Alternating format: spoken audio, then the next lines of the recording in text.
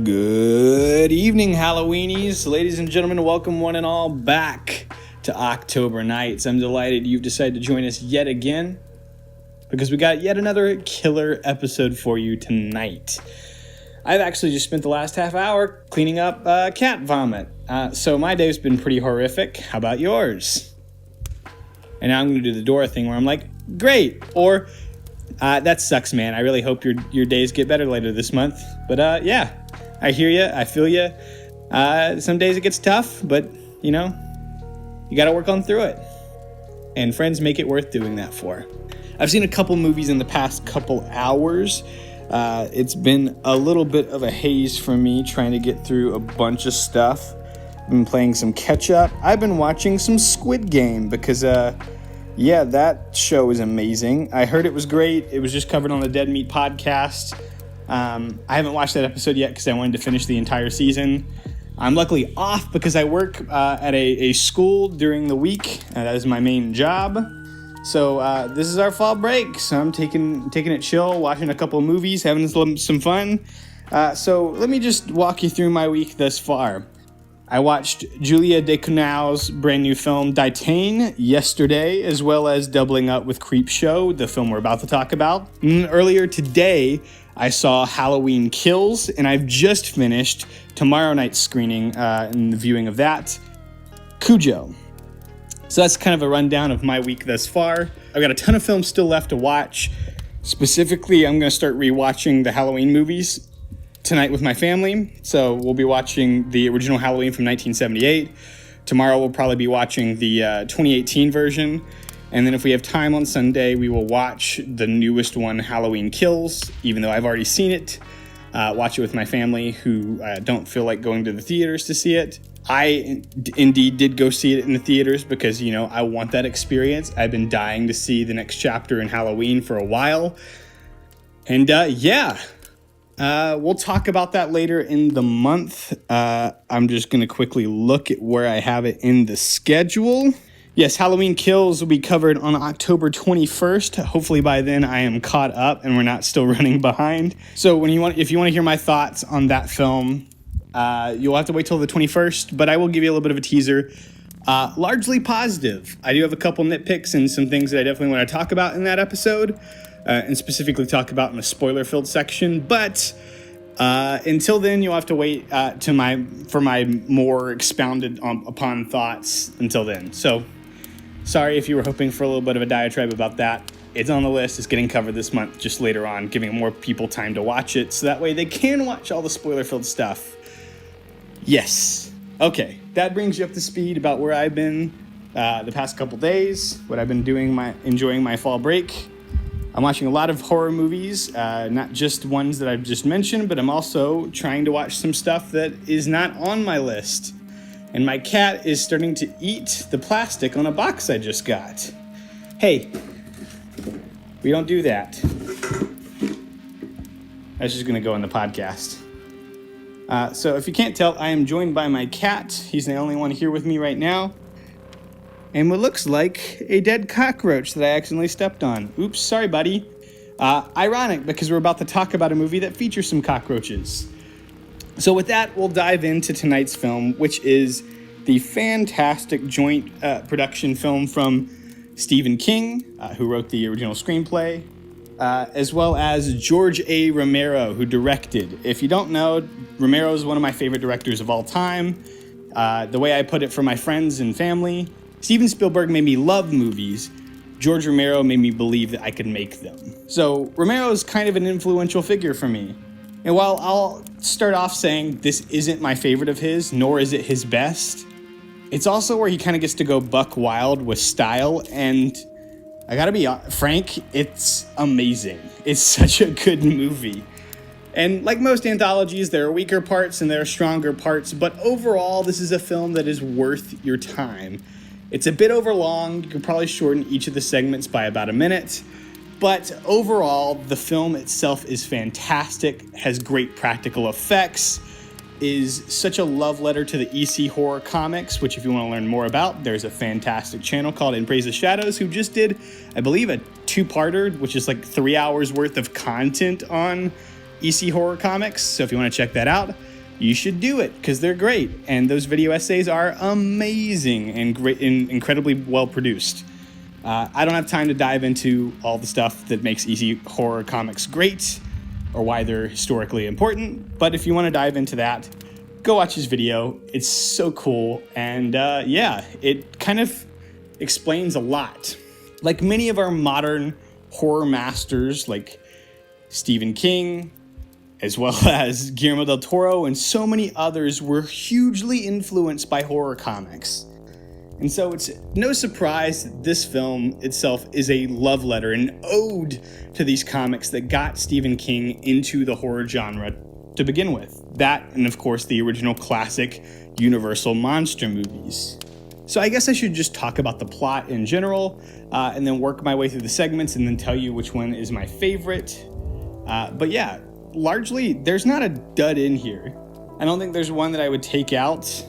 But yeah, I would obviously tighten up the pacing in pretty much every one of them except for my favorite, which I'll tell you what it is when I get there.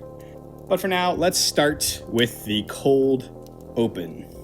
We get a little bit of a Stephen King's family cameos right here at the top, with Joe Hill playing the son of Tom Atkins' hard-nosed father who absolutely hates horror comics, is morally repulsed by them, and is repulsed that his son would ever think that it's okay to consume them.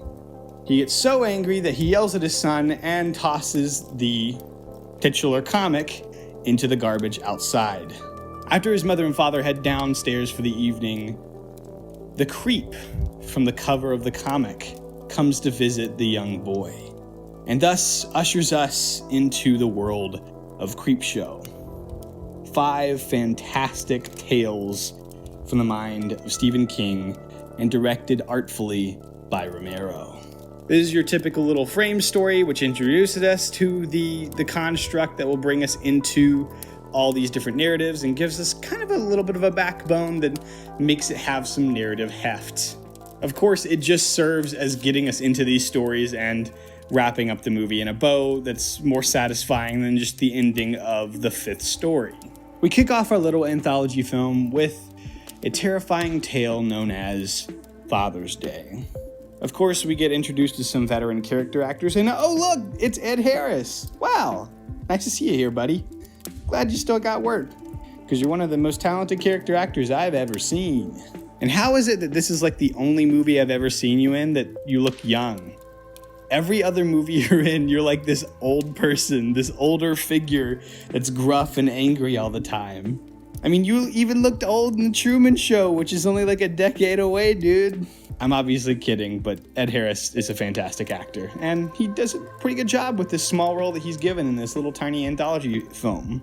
So the story goes that Aunt Bedelia several years ago killed her father after her father killed her lover, and she just so happened to murder the patriarch on Father's Day. She's returned to the house where she killed her dad and commiserated with him at his graveside before hosting a giant feast with the wealth that she accumulated in his death. Of course, this being a Stephen King EC horror comic story, the dad comes back to life looking rotted and gross as all get out, and proceeds to murder pretty much everyone in the family. It's a fun little story, but it definitely feels like the first in the anthology. Like, let's introduce you to the tone and the style of this film, and not throw you through the rings too much, but also not challenge you too much either. It's a pretty basic story with pretty decent performances, and it's full of the camp and the charm and the cinematic style that the rest of the film will ooze. The second is probably the most comedic and secretly dark of all the shorts. This is The Sad Death of Jordy Verrill, where Stephen King managed to write himself a ginormous cameo. He is the only performer in this entire section. He plays it up with delightful goofiness, and it seems like he really just gets to eat up scenery. I'm not sure there's any other role that Stephen King would have been qualified to play in any other movie ever, but this is the one that he chose, and you know what? Gotta give it to him, because it works. It's goofy, it's silly, but as it slowly twists into the macabre that makes these EC horror comics so great, it has a tinge of actual genuine terror. Something that doesn't just creep you out, something that genuinely gets under your skin. Because this is obviously body horror light. After Jordy Verrill, a local farmer, discovers a meteor, he accidentally gets some of the residue on his hands and begins to grow a culture all over him. Moss, grass, you name it. It begins to coat Verrill's entire body, and soon enough, he is completely swarmed by it and is left with very few options, and none of them are any good. Sure, it starts off campy, but by the end, this is probably the darkest any of the stories will get. Well, if you don't have a fear of drowning. My favorite of the bunch, Something to Tide You Over, has two fantastic veteran character actors, Ted Danson and Leslie Nielsen. This is without a doubt my favorite of the bunch. It's maniacally dark and taps into a very specific fear that I have, a fear of drowning or being submerged until death. Our story opens with Leslie Nielsen coming to visit Ted Danson's character, only to reveal that he knows his wife has been cheating on him with Ted Danson's character. In order to save her from peril, Danson must go with the maniacal man and fulfill whatever games he has set up for him in order to save the girl he loves. It turns out that Nielsen drives him to a secluded beach that he happens to own and buries him up to his head, close to the water. Luckily, right now it's low tide, but if he isn't in a hurry, he will succumb to drowning. Nielsen fully believes that Danson has a chance in escaping, but also gives him plenty more to worry about. Not only does he have to escape in time, he has to escape in time in order to save the girl he loves. Of course, like most EC horror comic tales, this is a pretty dark story. And to say much more would be to spoil how it ends. But this is a brilliant little tale that makes effective use of its space and a single location. It's incredible the tension it's able to build, and it genuinely makes you care for these characters in a very short amount of time. And that's why, not only because of its fantastic editing, its brilliant use of cinematography and fantastic direction, and every actor firing on all cylinders, that makes this small tale, Something to Tide You Over, my favorite of the bunch. The penultimate tale is one known as The Crate. A lonely janitor who works at a local college flips a coin and has it roll underneath the stairs. As he goes to find it, he discovers an old crate that was shipped to this college in 1834. Calling down the dean, he tries to investigate, but ends up being sucked into the box and ripped to pieces. The dean now only has a couple choices and brings in his friend to try and solve the problem of what's in the crate. How do they get rid of it, and how do they make sure it doesn't get out? This is some of the best effects that Tom Savini gets to have in this entire little film, and, you know, it's kind of genius. You only get a little bit of a glimpse of the actual creature, but what you do get to see is horrific. And the violence that is enacted on any of the humans that happen to come into contact with the creature from the crate is diabolic. Tom Savini is in full command of your senses and wants to make you recoil. And I've got to admit, several times during this short story, I definitely did, which means he did his job well. I'll leave it at that, but we do get to have some more fantastic acting from the likes of Hal Holbrook, who I only know as a much older man in several other movies, but it was delightful to see him younger and in a kind of more dark and subtle role. I really enjoyed him here. Finally, we move into the last story of the evening. This one centers on a powerful businessman who has secluded himself in a sanitary spot at the top of a building. He lives a solitary lifestyle and doesn't leave the apartment ever. He only wants to deal with the one problem that continues to plague him: bugs. But because this is George Romero and he has plenty to say politically, surprise, surprise, this businessman is a terrible person. He sees anybody underneath him that doesn't serve him to his exact specifications as the very bugs he seeks to destroy. He mocks a woman on the phone when she calls to tell him that her husband killed himself after the businessman bought out the suicidal man's company. So yeah, not a good guy. This quickly goes from, there's a couple cockroaches here, that's not great, to, oh my god, how are this is like every cockroach in the entire world. How are there any cockroaches left? Yeah, this one gets downright disgusting. So if you don't like bugs in your movies, this is the perfect time to skip this little short film. Trust me, you'll know when it's over. What I do love is that pretty much every short story in this entire film is comprised of only a couple actors. Actors who all know what they're supposed to be doing, all know the exact kind of camp they're playing into, and deliver it perfectly. Since these are small tales focused on small stories, it's isolated locations and isolated characters, which means the focus has to be on both. The production design has to be flawless, which it is, and the characters have to be intriguing always, which they never aren't. So suffice it to say, Creepshow is a fantastic little experimentation, and with the creative visual eye of Michael Gornick, a frequent collaborator with George Romero, who specifically also did the cinematography for the fantastic Day of the Dead, and I believe also Dawn. I'll double check that before, and if it's not, I'll edit this out. Gornick would go on to direct the follow-up to Creepshow, Creepshow 2, which brings us down to only 3 stories compared to its predecessor. Overall, if you're looking for a fun night that has a little bit of everything, gore, violence, macabre situations, and a little bit of dark comedy, well, this collaboration between one of the best modern authors in horror, Stephen King, and one of my favorite directors of all time, who you probably know from his very effective film, Night of the Living Dead, George Romero. This collaboration is perfect for you.